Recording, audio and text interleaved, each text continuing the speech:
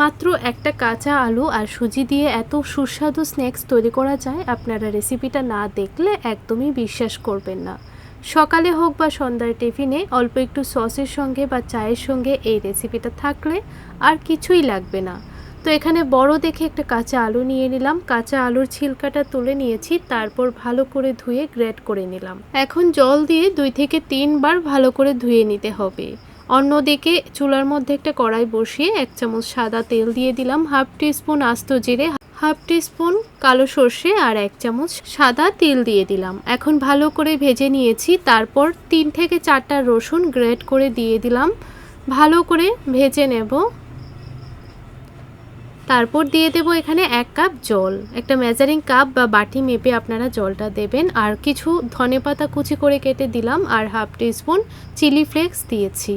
স্বাদ অনুযায়ী নুন দিয়ে দিলাম আর হাফ টিস্পুন দিয়ে দিলাম ব্ল্যাক পেপারের গুঁড়ো। এখন ভালো করে মিশিয়ে নিয়েছি আর জলটার মধ্যেও ভালো করে বলক চলে এসেছে। এখন গ্রেট করে রাখা আলুগুলো দিয়ে দিলাম। আলুগুলোকে জল থেকে তুলে একটা স্ট্রেনারের মধ্যে রেখে দেবেন, তাহলে ভালো করে জলটা ঝরে যাবে। এখন 2 মিনিট রান্না করে নিয়েছি, আলুগুলোও কিন্তু মোটামুটি সেদ্ধ হয়েছে। এখন 1 কাপ দিয়ে দিলাম সুজি, যে কাপ মেপে জল দিয়েছি সেম কাপ মেপে 1 কাপ সুজি দিয়ে দিলাম। এখন ভালো করে মিশিয়ে নিতে হবে। এইভাবে 5 মিনিট রান্না করে নেব, যতক্ষণ না পর্যন্ত একটা ডো তৈরি হচ্ছে। এই দেখুন, ঠিক এইরকম একটা ডো তৈরি হবে। এখন এই ডোটাকে আমি একটা বড় বাউলের মধ্যে ট্রান্সফার করব, তাহলে মাখতেও সুবিধা হবে আর খুব তাড়াতাড়ি ঠান্ডা হয়ে যাবে। এইভাবেই 5 মিনিট রেখে দেব, না হলে হাত দিয়ে মাখলে গরম লাগবে। তো 5 মিনিট পর এইভাবে ভালো করে ঠেসে ঠেসে মেখে নিচ্ছি। চাইলে হাতের মধ্যে সামান্য একটু তেল লাগিয়ে নেবেন। এখন আমি অল্প মিশ্রণ হাতের মধ্যে নিয়ে প্রথমে গোল বলের মতো করে বানিয়ে নিলাম। এখন মাঝখানে এইভাবে আঙ্গুল দিয়ে একটা ডিজাইন তৈরি করে নিচ্ছি। এইভাবে দেখুন সবগুলো স্ন্যাক্স তৈরি করে নেব। আপনাদের পছন্দ অনুযায়ী আপনারা যে কোনো শেপে এই স্ন্যাক্সগুলো বানিয়ে নিতে পারেন। সবগুলো বানানো হয়ে গেছে। এখন এগুলোকে ভেজে নেব। তার জন্য একটা ফ্রাই প্যানের মধ্যে তেল ভালোভাবে গরম করে নিয়েছি।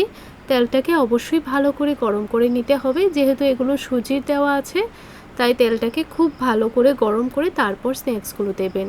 কিছুক্ষণ রেখে দিয়েছিলাম, যখন দেখবেন একটা পিঠ হালকা কালার চলে এসেছে তখন উল্টিয়ে দেবেন। তো সবগুলোকে উল্টিয়ে পাল্টিয়ে এখন দুটো পিঠই ভালো করে ভেজে নেব, যতক্ষণ না পর্যন্ত গোল্ডেন একটা কালার চলে আসছে।